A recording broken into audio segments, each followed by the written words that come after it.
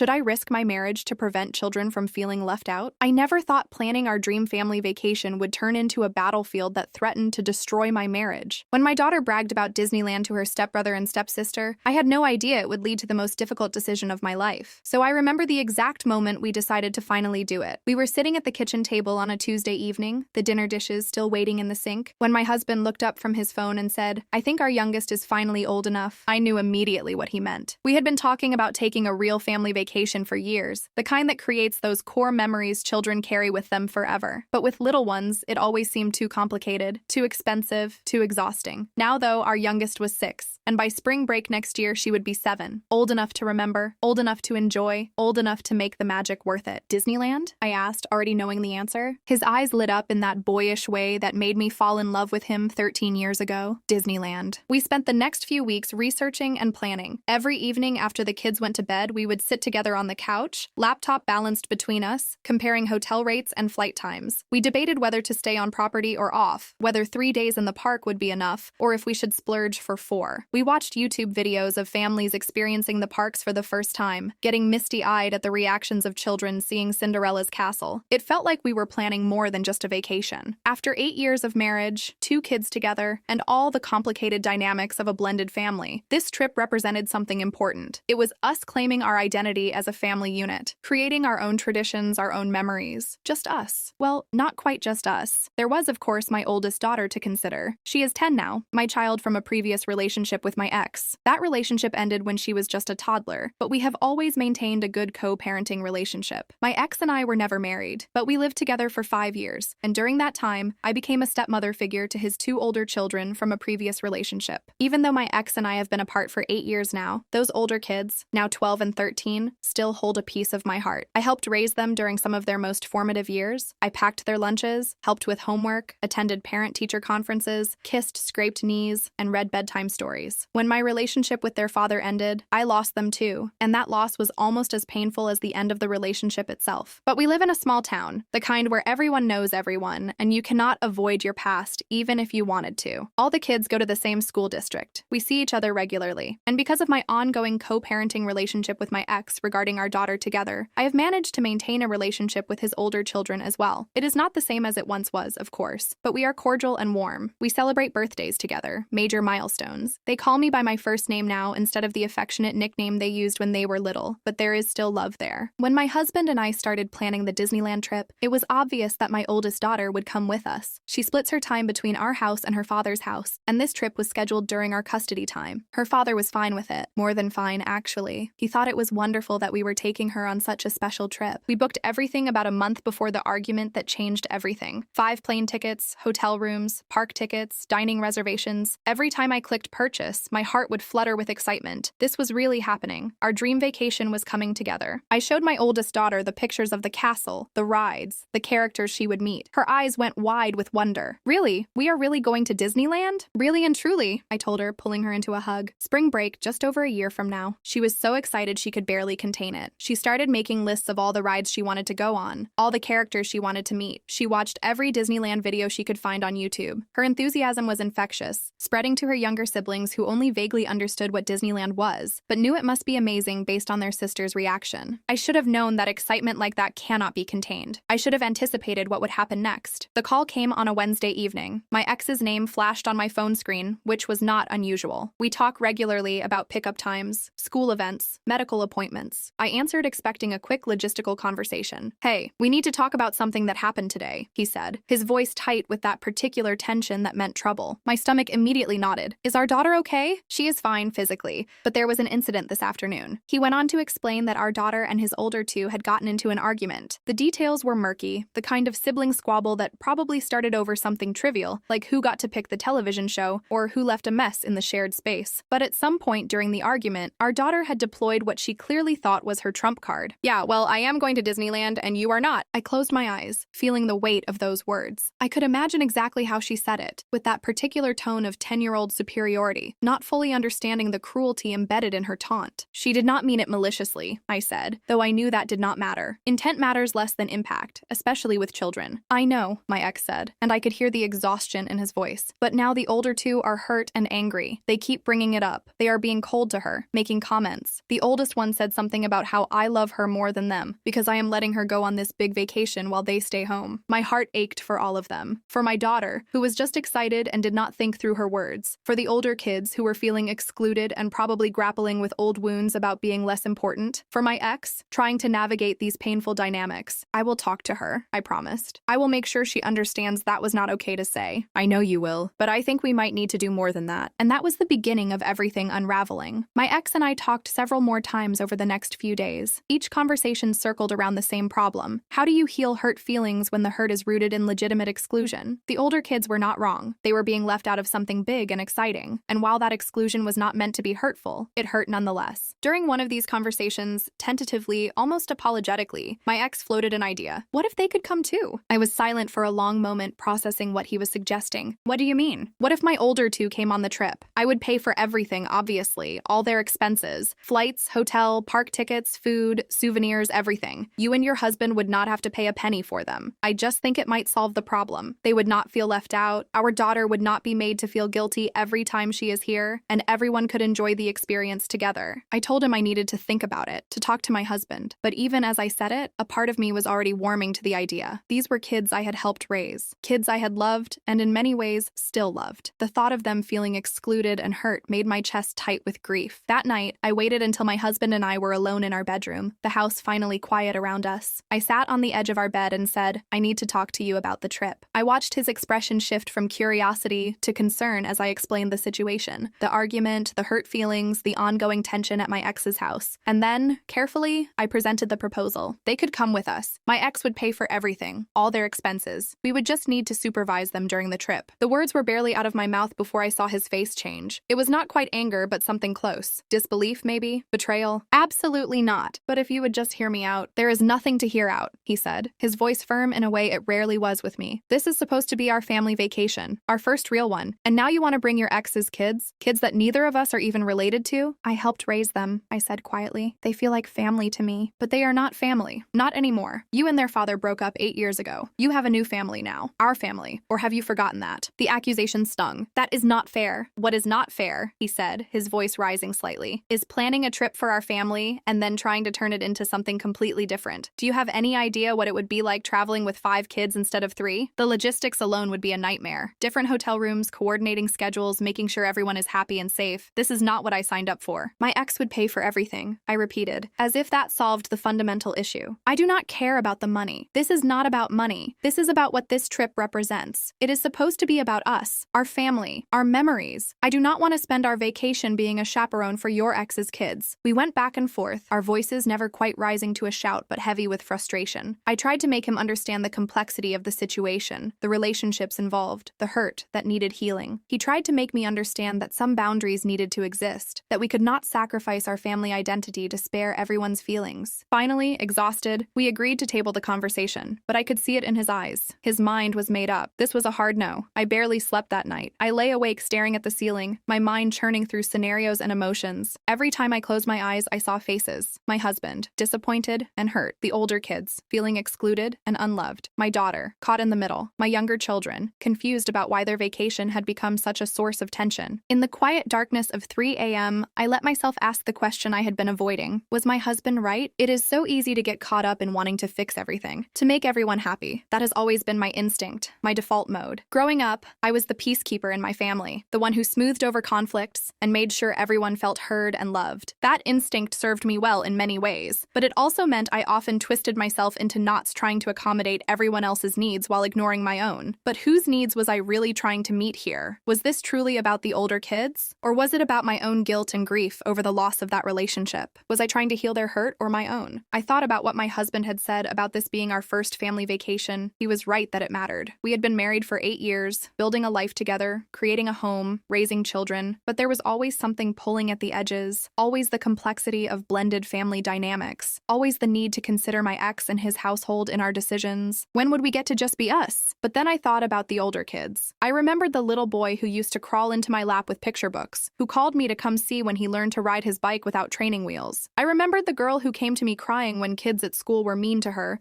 who asked me to braid her hair every morning before school. Those children still existed inside the 12 and 13-year-olds they were now, and they were hurting. Could I really go to Disneyland, create magical memories, knowing they were at home feeling rejected and less than? Over the next few days, I tried multiple times to talk to my husband about it again. Each conversation ended the same way, with him firmly saying no and me feeling increasingly desperate and frustrated. "You are not even trying to see this from my perspective," I said during one particularly tense exchange. "I see exactly what your perspective is," he replied. "You want to include everyone and make everyone happy, but you cannot do that. Sometimes you have to choose, and I need you to choose us, our family, our marriage." "Why does it have to be a choice? Why can we not just be generous and inclusive?" "Because there have to be boundaries." His voice rose then, really rose, in a way that made our youngest peek around the corner to see if everything was okay. We both took a breath, lowered our voices. "There have to be boundaries," he repeated more quietly. "If we do this, where does it end? Do we invite them to every vacation from now on? Every family event? When do we get to have experiences that are just ours?" I did not have a good answer for that. It was Sunday evening, almost a week after my ex had first proposed the idea, when my husband sat me down at the kitchen table with his laptop open in front of him. "I have been thinking," he said, his voice calm but serious, "and I realize we need to make a decision. So here it is. Either we go on this trip as originally planned, you, me, and our 3 kids, or I am canceling the whole thing." I stared at him shocked. "You cannot be serious." "I am completely serious. I am not going to spend the next year and a half planning and anticipating this trip if there is a chance it is going to turn into something I want no part of. So you need to decide. What is it going to be?" "That is not fair. You are backing me into a corner. You backed us both into a corner when you started entertaining this idea instead of immediately shutting it down. This trip was supposed to be for our family. I should not have to fight to keep it that way." "They were my family too," I said, my voice breaking slightly. "Were, past tense. I am sorry if that sounds harsh, but it is the truth. You cannot keep one foot in your old life while trying to build a new one. It is not fair to me, it is not fair to our kids, and honestly, it is not fair to you either." Tears were streaming down my face now. So what am I supposed to tell them? What do I tell my ex? What do I tell our daughter when his older kids are treating her badly because they feel left out? You tell them the truth, that this is a vacation for our immediate family, that it is not personal, but we are not able to include everyone. And then you help your ex figure out how to address the behavior and hurt feelings in his own household, which is his responsibility, not ours. But I helped create this situation. I helped create these relationships. I have a responsibility. Your responsibility is to our marriage first, to the family we have built together. I know that sounds harsh, but if you cannot prioritize us, then what are we even doing? The words hung in the air between us, heavy and frightening. Was he saying what I thought he was saying? Was our marriage really at stake over this? "I need some time," I said finally. "This is not a decision I can make right now, in this moment." He nodded slowly. "Okay, but I need an answer by the end of the week, because if we are going to cancel, I want to do it soon enough to get at least some of our money back." I did not know what to do, so I did what I always do when I am truly lost. I called my sister. She listened to the whole story without interrupting, which is one of her gifts. When I finally ran out of words, exhausted and emotionally drained, she was quiet for a moment before responding. "Can I ask you something?" she said gently. "Of course. If your husband had kids from a previous relationship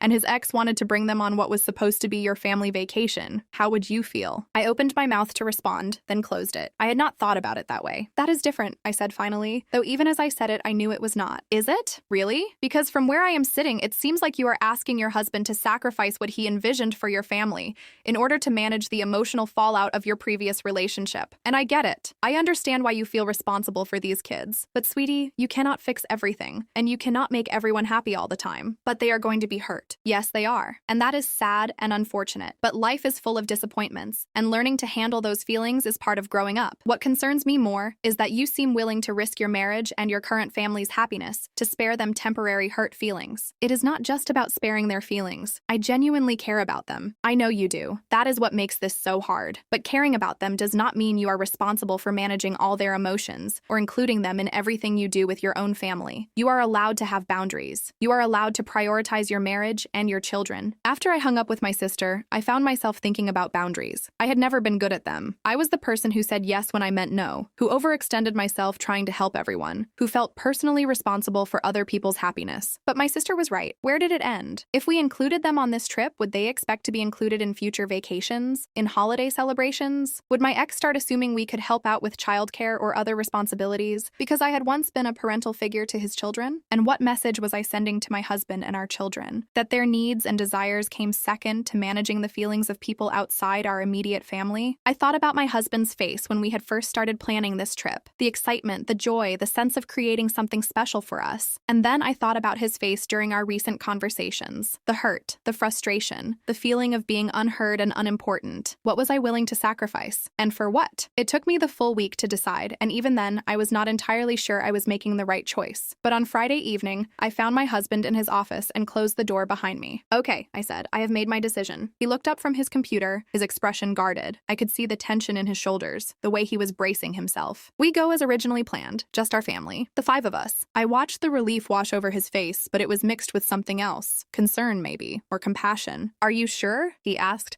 "I do not want you to feel forced." "I am sure," I said, though my voice shook slightly. "You were right. This trip needs to be about us, about our family. I have been so focused on trying to fix everything and make everyone happy that I lost sight of what actually matters most." He stood and pulled me into his arms. I let myself cry into his shoulder, mourning the simplicity of a world where everyone could be happy, where no one had to be disappointed, where I could be everything to everyone. "I know this was not an easy decision," he said softly, "and I know you are going to have some hard conversations ahead, but I want you to know that I see you. I see how much you care about those kids, and I love that about you. But I also need you to see us, to see what we are building here." "I do see it," I whispered. "I am sorry it took me so long." The next day, I called my ex. My hands were shaking as I dialed his number. "Hey," he answered, "have you thought more about my idea?" "I have," I said, "and I need to tell you that we are not going to be able to include the older kids on this trip." The silence on the other end of the line was heavy. "I understand that they are hurt and feeling left out," I continued, "and I am sorry about that. I truly am. But this trip is for our immediate family, and I have to respect my husband's feelings about that. It is not personal toward your kids. I care about them very much, but we have to have boundaries." "I see," he said, his voice flat. "However, I do want to talk about how we can address the situation at your house. Our daughter should not be made to feel guilty for being excited about a trip with her family, and your older kids need support in processing their disappointment in a healthy way. Maybe we can work together on that." We talked for a while longer, and while he was clearly disappointed, he ultimately agreed that it was our decision to make. We discussed strategies for talking to the kids, for setting expectations, for helping them understand that sometimes life has disappointments, and that is okay. The hardest part was telling my daughter. I sat her down and explained that while she would still be going to Disneyland with us, her stepbrother and stepsister would not be joining. I watched her face fall. "Are they mad at me?" she asked quietly. "They are hurt," I said honestly. "But that is not your fault. You did not do anything wrong by being excited. You just need to be more thoughtful about how you talk about it around them, okay? We can be excited about good things in our lives without rubbing them in other people's faces." "I did not mean to hurt them." "I know you did not, sweetheart, and they will be okay. Sometimes people feel sad or jealous, and that is a normal feeling, but it is not your responsibility to fix everyone's feelings." Even as I said the words to her, I realized I was also saying them to myself. The months that followed were not easy. There was tension at my ex's house for a while. The older kids were indeed hurt and disappointed, and it took time for those feelings to settle. But gradually, with consistent communication and support from both their father and me, they adjusted. I made an effort to spend individual time with them when I could. Coffee dates with the oldest, helping the middle one with a school project. I wanted them to know that just because they were not coming on this particular trip did not mean they were not important to me. My ex, to his credit, stepped up. He planned his own special activities with his older kids, creating their own memories and experiences, and he worked with them on processing disappointment and understanding that people can care about you even when they cannot include you in everything they do. My husband and I, meanwhile, continued planning our trip, but something had shifted between us. The crisis had forced us to have conversations we probably should have had years ago about boundaries, priorities, and what it means to build a blended family. It was not always comfortable, but it was necessary. As spring break approached, I felt genuinely excited. Not the anxious, complicated excitement I had felt before, but pure anticipation. We were going to create memories with our kids, just us, and that was enough. The trip itself was magical. Seeing my children's faces light up when they first saw the castle, watching them meet their favorite characters, riding rides together as a family. My husband held my hand through It's a Small World and whispered, "This is what I wanted, this right here." And I understood. Sometimes love means creating space for your family to simply be, without the weight of managing everyone else's emotions and expectations. Sometimes boundaries are not about being selfish, but about protecting something precious. When we returned home, tired and happy and full of stories, I did share some of our photos with my ex and his kids. The older two looked at them politely, and I could see a flicker of that old hurt. But I also saw something else: acceptance. They were okay. They would always be okay. My daughter showed them her souvenirs and told them about her favorite parts of the trip, and this time she did so with sensitivity sensitivity and awareness. She had learned something too. Am I wrong for not including the children I helped raise? I still do not know if there is a clear answer to that question. What I do know is that I made the choice I needed to make for my marriage and my immediate family. I know that I had to learn to set boundaries even when it hurt, and I know that you cannot sacrifice your present in a futile attempt to fix all the pain of your past. Life is full of impossible choices, especially when you love people who exist in different orbits of your life. But at the end of the day, you have to choose where to plant your feet. You have to choose which relationships to prioritize and protect. I chose my husband, I chose our family, and even though that meant disappointing people I care about, I believe it was the right choice. The castle still stands in Disneyland, ready for the next family to make their memories. And somewhere in a small town, in a house I helped build, there are children learning that love does not always look like inclusion, but it is love nonetheless. Sometimes the hardest part of growing up is not just learning to set boundaries, but learning to accept them from others. I am still learning both lessons, even as I teach them to the children in my life. And maybe, just maybe, that is enough.